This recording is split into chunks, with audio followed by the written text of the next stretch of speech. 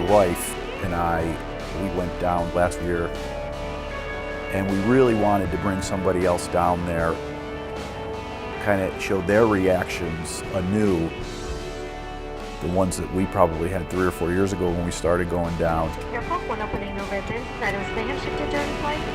Could go on. Matt was a guy who we knew, just based off of the little we knew about him personally, would be someone who would probably be interested.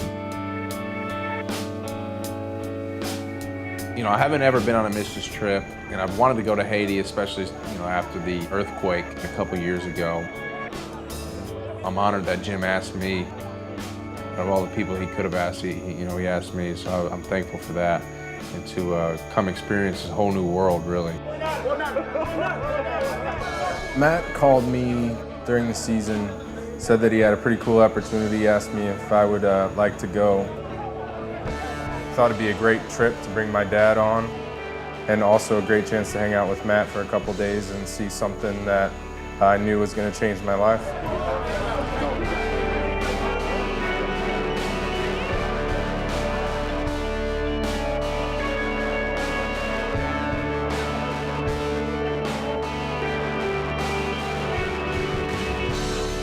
I've spoken in Ecuador and Mexico and New Zealand and Australia.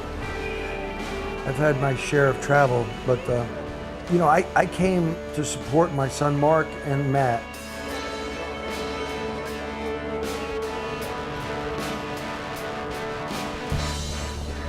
Guys, welcome. Welcome. Yeah. This is going on.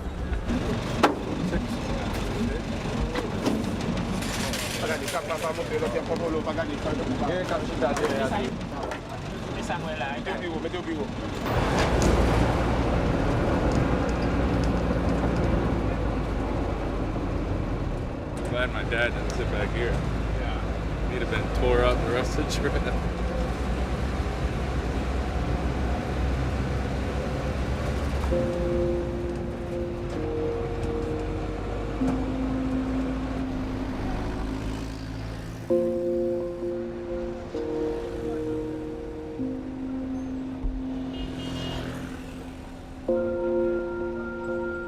This is Port-au-Prince, 21 months after a catastrophic earthquake demolished 100,000 homes and most of this capital city's government buildings.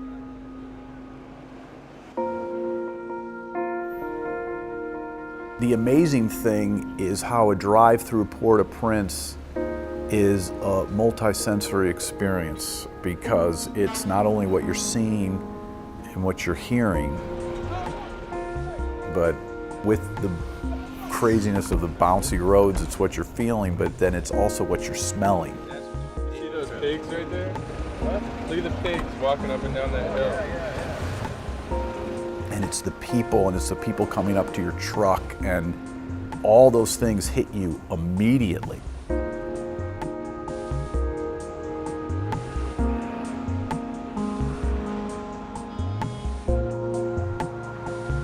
Most people who come in to Port-au-Prince for the first time kind of sit silent in the car, because it's a lot to take in at one time.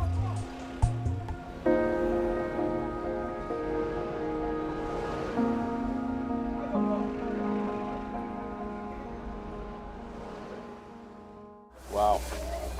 What was your... We were saying it's a lot better, even before the earthquake. It's better now than it was before the earthquake. It's cleaner. They've made a real concerted efforts to clean up the streets. And it's a huge difference. It's incredible. Plus, a lot of the rubble's cleaned The recovery is really evident.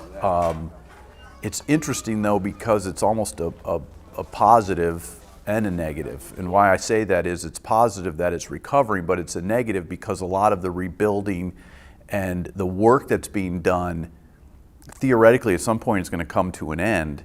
And unless the people have some sort of path and career or some sort of occupation that's going to help them go forward and to be able to take care of themselves and take care of their family, it's going to be right back where it was.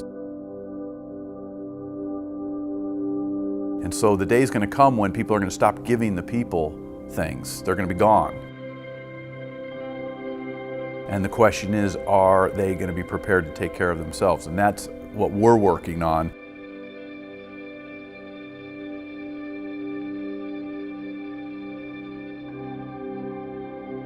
This was just such a beautiful campus. These were all classrooms up here.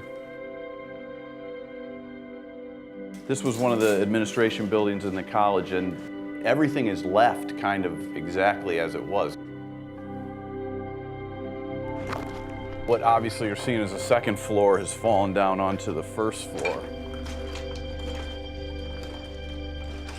We still have the college up on the hill that hasn't been touched since the day of the earthquake, and it's an incredible juxtaposition when you walk into that rubble and that destruction, and you see that's how the entire campus was.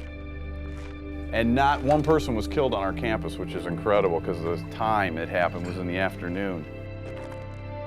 In a sense, I'm kind of glad it's still there because it really shows people coming now what that earthquake actually did.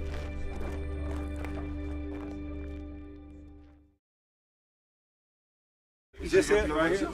Yeah, so how do you want to do this? I want to make sure they go with you for sure. Can you ride? I mean, you can stretch out in the back seat. Oh, I need you in there, yeah. Flip that seat up that way. You can stretch it. On the third day of their trip, Jim Libertor's group travels to a remote village in the mountains of Haiti to deliver food and supplies to those living there. The trip to Beauconcree is great for people who haven't been there before because it encompasses so much of Haiti. You start to see parts of Haiti that a lot of people don't see.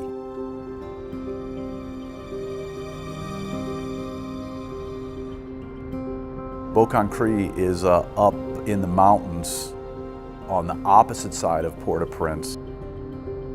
It is really a gorgeous, gorgeous trip.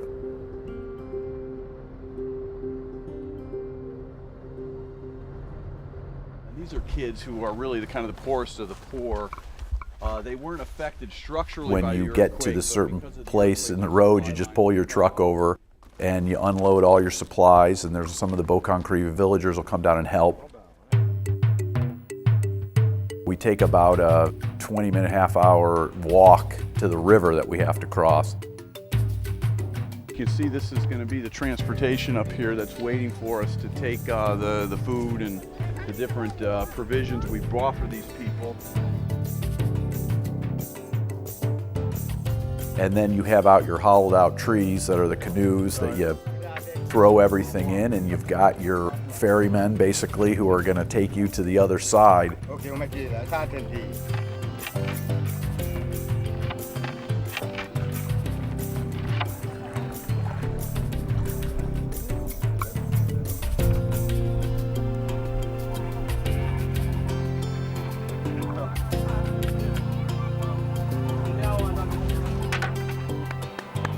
Very nice, very nice.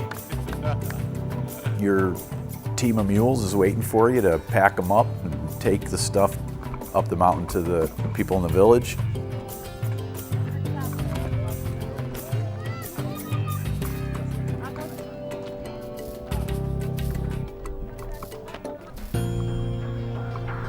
Wow. That's the thing, that there's no video on TVs or anything of Haiti. So nobody knows what it looks like. They just hear the bad things when it looks so beautiful. Look at that, it's amazing. It's just amazing to see how beautiful this landscape is here in Haiti. You know, we don't understand, and we never grasp that. Haiti's in the Caribbean, and it's just so beautiful here, but all we hear about is the bad stuff about Haiti, and I think, you know, this trip had opened my eyes to see, you know, how beautiful Haiti really is.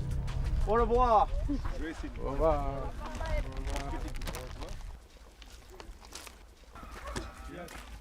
The interesting thing to me on the way to Beauconcree are the people you pass. They have to get it real dry.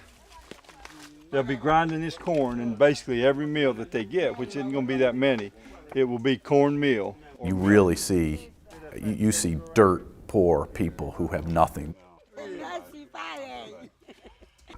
This is some of the poorest of the poor in Haiti.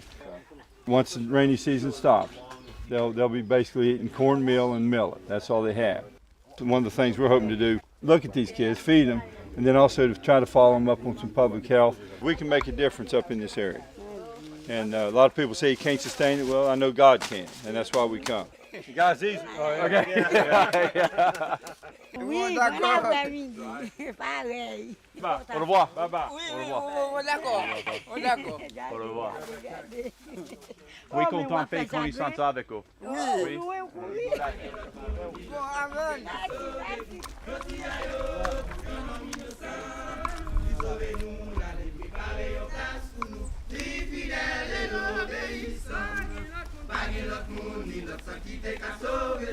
The group continues on their journey to the village.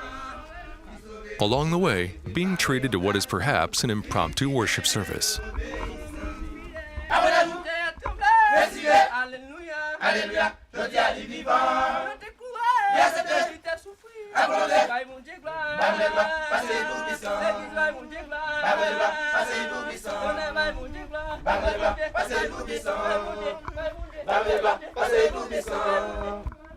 They continue on and finally reach the village. Welcome. We're really glad to see all of you again. This is my second time up here, and some of these guys their first time. Et nous vraiment contents, et moi-même spécialement vraiment content pour m'avoir avec vous là. We bring some things that we think that you can help you and you may need. Nous porter pour nous là quelques bagages, nous pensons qu'il va aider nous. The group visits with the villagers, sharing food, supplies, and smiles.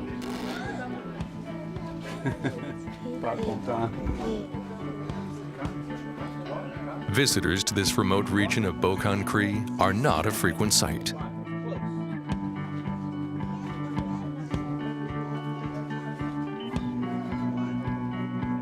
The provisions they bring are received joyfully. Then, attention turns to the soccer field. We had brought soccer balls to Beaucancré, which we always do. They were kicking around some old thing, and so I had walked out to give them a ball, and I asked them if Mark and Matt could play, and they were like, yeah.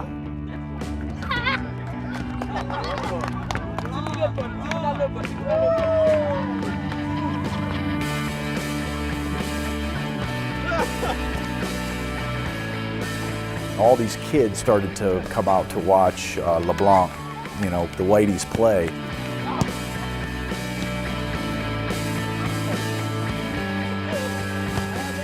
We did play soccer, and people are nuts for soccer down here.